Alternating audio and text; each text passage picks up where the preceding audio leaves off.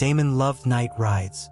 The solitude of the open road, the hum of his motorcycle beneath him, the rush of cool air against his face. These were the moments he lived for. Tonight was no different. He had taken his usual scenic route through the countryside, a winding stretch of road flanked by thick trees on either side. There were no streetlights here, just the glow of his headlights cutting through the darkness. But then the fog rolled in. At first, it was nothing unusual. A thin mist clinging to the road, swirling in the wake of his tires. But within minutes, it thickened into an impenetrable wall, swallowing the road ahead and behind. Damon slowed, gripping the handlebars tighter, his pulse quickening. He couldn't see more than a few feet in front of him. He reached up to wipe his visor, but the fog was inside, clinging to his face. A whisper broke through the silence. Damon froze, his breath catching in his throat. He hadn't imagined that. It was faint, barely more than a breath of sound, but it was there. A voice carried on the fog. "Turn back." His heart pounded. He twisted the throttle, accelerating slightly, trying to shake off the unease creeping up his spine. The road had to clear eventually, right? Another whisper, closer this time. "Don't leave us." His hands trembled on the grips. His headlight barely cut through the fog now. The swirling gray seemed almost alive, shifting and coiling like fingers reaching for him. Then he saw movement, a shadow within the mist, flickering at the edge of his vision. Damon's breath came fast and shallow. He swerved slightly, nearly skidding. There was nothing there, just the fog. It had to be his imagination. But then he heard footsteps, slow, deliberate, coming from all sides. He whipped his head around, but there was nothing but the churning mist. A sudden chill seeped through his leather jacket, raising goosebumps on his skin. He needed to get out of here, now. Twisting the throttle, he pushed forward, the engine roaring beneath him. The fog was so dense now that the road seemed to disappear beneath him, leaving him riding blind in an endless void. His pulse thundered in his ears, louder than the engine. Then something darted across the road. Damon slammed the brakes, the tires screeching against the pavement. The bike wobbled dangerously, nearly toppling, but he managed to steady it at the last moment. He scanned the fog wildly. Had he really seen that? A figure, just for a split second, a shape too long, too thin, moving impossibly fast. Another whisper, right behind him. "Stay with us." Damon's blood turned to ice. He didn't think. He twisted the throttle, the motorcycle surging forward. The road curved, but he barely registered it. All that mattered was escaping, getting out of this cursed fog. But the whispers kept pace. The figures became clearer now, shapes shifting just beyond the reach of his headlight. Faces pale, hollow-eyed, staring.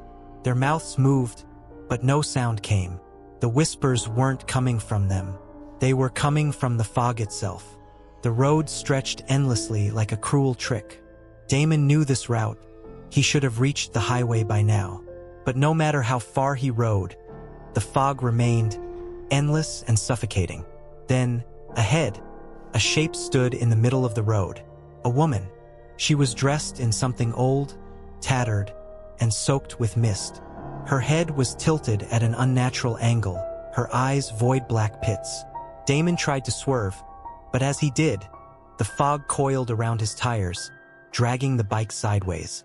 He skidded violently, the world flipping as he crashed onto the pavement. Pain exploded through his body. For a moment, everything was still.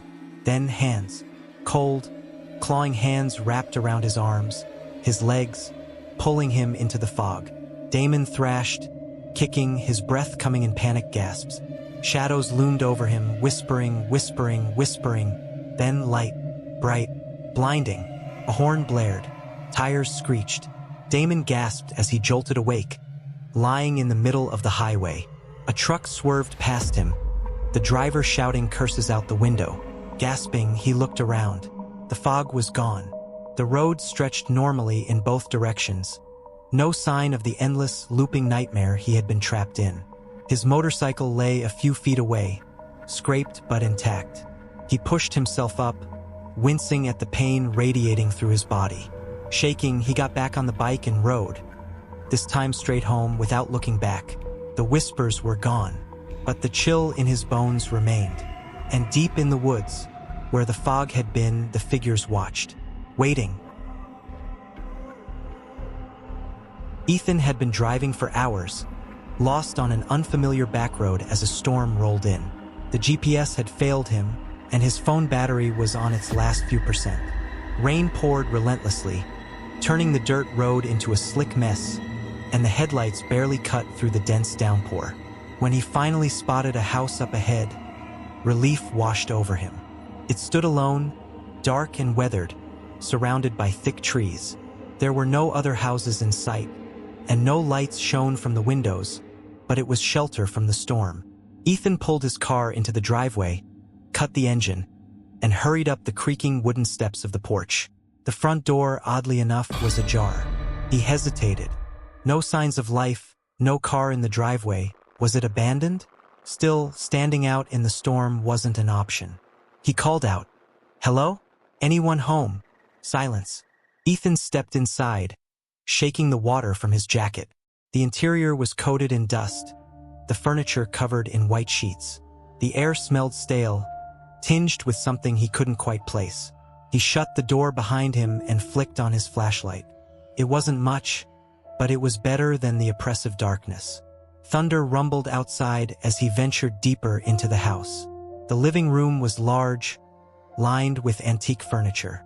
A fireplace stood at one end, its charred logs long cold.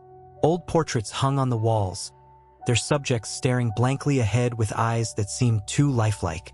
Then a sound, a creak from upstairs. Ethan froze. The house had been silent a moment ago. His eyes flicked to the staircase at the far end of the hall, the wooden steps vanishing into darkness. Another creak. Footsteps. His breath caught in his throat. Maybe someone was home. Maybe they were just as surprised by his presence as he was by theirs. Summoning his courage, he called out again. "Hello? I got lost in the storm. My car broke down. Just looking for shelter." No response. The air felt heavier now, thick with something unseen. His flashlight flickered. The wind outside howled, rattling the windows. Then a shadow moved. It slithered across the wall, shifting unnaturally, independent of any light source. Ethan turned sharply, his breath quickening. There was nothing there, just empty space. But his instincts screamed at him he was not alone. A low whisper drifted down from the upper floor. It was soft, almost like a breath, but unmistakably a voice. Ethan backed toward the door, his pulse pounding. He reached for the handle and stepped into the living room. He blinked in shock. No, that wasn't possible. He had just been in the living room. He had turned around to leave. He reached for the door again, yanked it open, and stepped back into the living room.